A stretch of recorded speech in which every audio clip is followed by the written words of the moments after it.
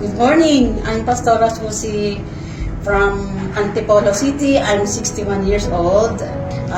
Last March 8 na stroke po ako due to heat wave. Kasi naka-wheelchair lang po ako, hindi ako makalakad. And then hindi rin po ako makapagsalita na maayos, nakapikit na yung left eye ko.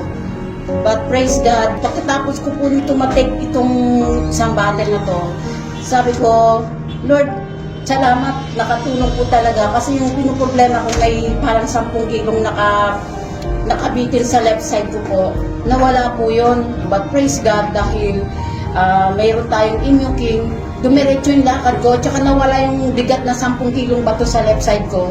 Napaayos na po yung yung buhay ko, at saka nakapagsalita, nakakapag-preach na po ako, nakakapagturo na sa Bible College, and at the same time, nakakapunta na po ako sa Baler.